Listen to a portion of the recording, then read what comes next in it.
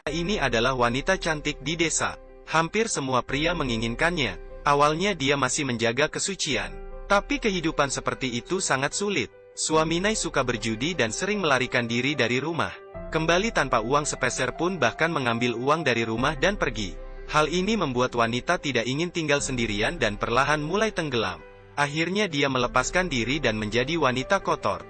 Dia bahkan memiliki hubungan dengan setiap pria di desa. Entah itu anak muda atau pria tua, semuanya tidak terkecuali. Tampaknya memang seperti itu, tapi cerita ini tidak begitu sederhana. Setelah melihat video ini mungkin Anda akan mengagumi wanita ini. Kisah ini terjadi di Korea Utara pada 1920-an. Karena Perang Korea kini menjadi koloni Jepang. Tetapi di pedesaan terpencil ini tidak ada pengaruh besar. Tapi hari ini suami Jen kembali dan ada prajurit Jepang yang mengikutinya. Begitu tiba di rumah, Jen langsung mengeluh. Seorang pria tidak pernah berada di rumah. Beberapa bulan pulang sekali dan meminta uang. Kemudian keesokan harinya pergi lagi. Wanita mana yang akan hidup dengan bajingan seperti itu? Suaminya memang seperti itu, tapi dia memiliki kelebihan.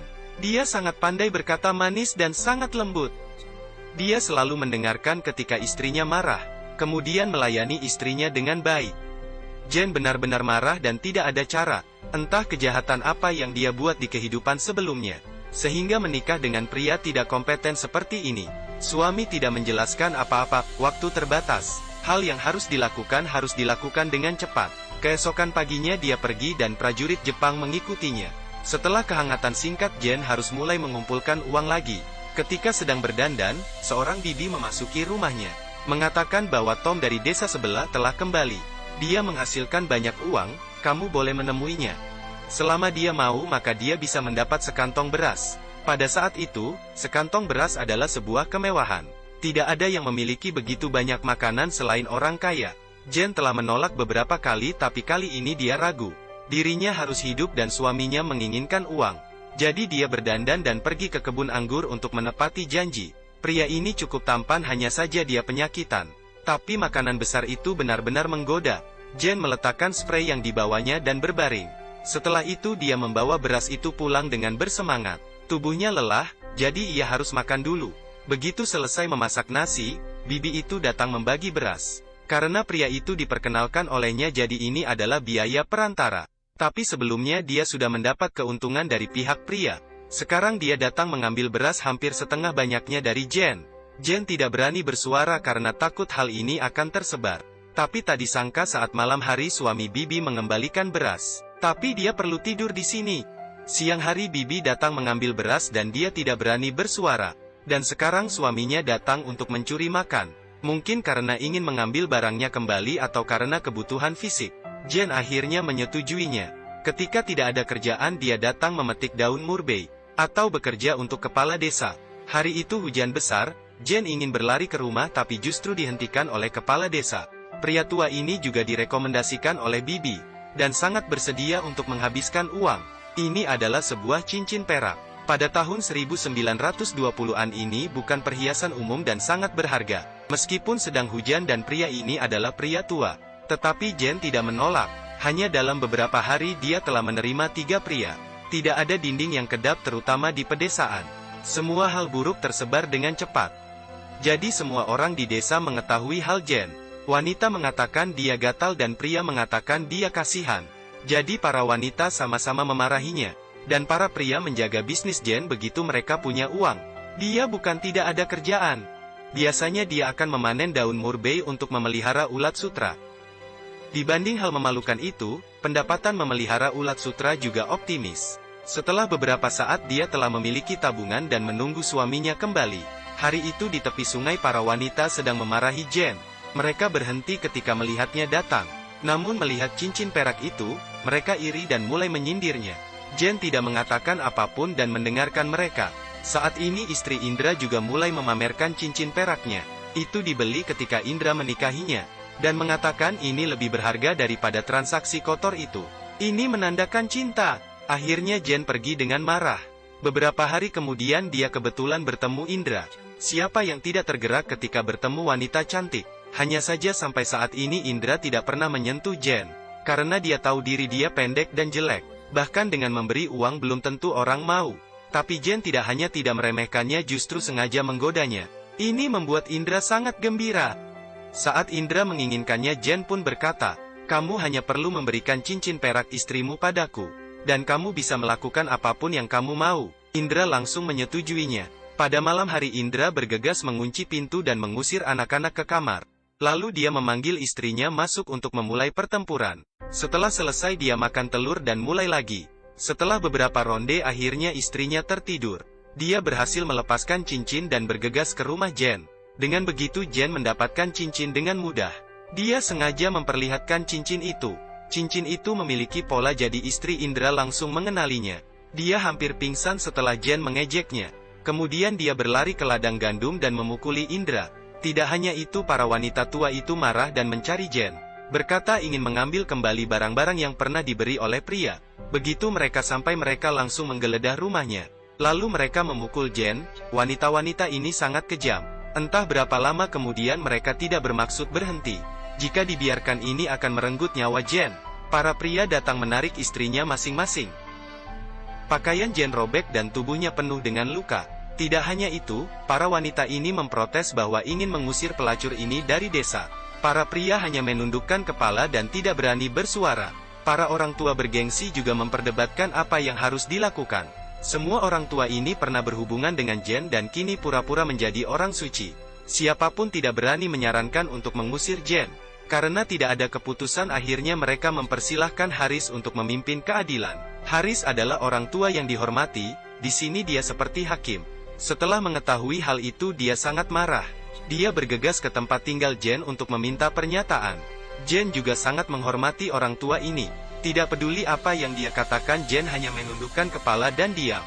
Begitu memasuki rumah orang tua ini seperti hakim, mengatakan Jen tidak menjaga kesucian wanita dan perlu ditindak tegas. Dia harus diusir dari desa dan jangan pernah kembali. Mendengar itu Jen merasa sangat sedih. Wanita lemah seperti dia bisa pergi kemana? Selain itu masih ada cedera dan susah bergerak. Jadi dia berharap orang tua bisa memberinya waktu beberapa hari. Kemudian dia membuka bajunya dan luka-luka itu sangat mengejutkan. Pria itu menatap lurus. Anda kira dia sedang melihat luka? Tidak ada kucing yang tidak memakan ikan. Ulat sutra akan diikat dan membutuhkan lebih banyak daun murbei. Tapi pohon-pohon murbei di tanah hampir habis ditebang. Agar ulat sutra tidak mati kelaparan, dia mengambil resiko dan ikut bersama Jimmy yang konyol untuk mencuri daun murbei di luar desa. Siapa yang belum pernah meniduri Jen? Hanya ada orang bodoh ini. Dia ingin memanfaatkan kesempatan untuk melakukan hal buruk. Tapi dia tidak tahu bahwa hutan murbei ini ditanam oleh orang dan ada yang menjaganya. Orang bodoh itu ketakutan dan berlari sedangkan Jen ditahan. Penjaga itu berkata dengan marah, "Siapa yang berani datang mencuri di sini?" Jen perlahan menoleh. Pria itu tertegun ketika melihat kecantikannya. Jen belum sempat berbicara, kemudian dia langsung menariknya ke dalam hutan. Jen juga tahu apa yang harus dilakukan selanjutnya. Keesokan harinya Jen mendapat daun murbei yang segar, dan dia bisa memetik kapanpun dia mau. Hanya saja begitu tiba di sana dia perlu berbaring sebentar. Hari itu penduduk desa menemukan prajurit Jepang lagi. Benar 3 bulan telah berlalu dan suami Jen kembali lagi. Takut suaminya curiga atau mendengar gosip dari desa. Dia berkata bahwa orang bodoh di desa ingin melecehkannya. Dan orang di desa meremehkannya karena dia tidak memiliki pria dan ditinggal oleh suami. Di saat itu juga orang bodoh itu mabuk dan datang mencarinya. Menceritakan semua keburukan Jen. Tak lama kemudian suami Jen sangat marah. Dia cukup lincah dan hampir memukul mati orang bodoh itu. Kepala desa tidak bisa menghentikannya, jadi dia meminta prajurit Jepang membantunya. Dia berkata semuanya adalah rakyat rendah, tidak disayangkan jika mati. Kepala desa tidak mengerti dan dia pikir itu berarti cepat selamatkan orangnya.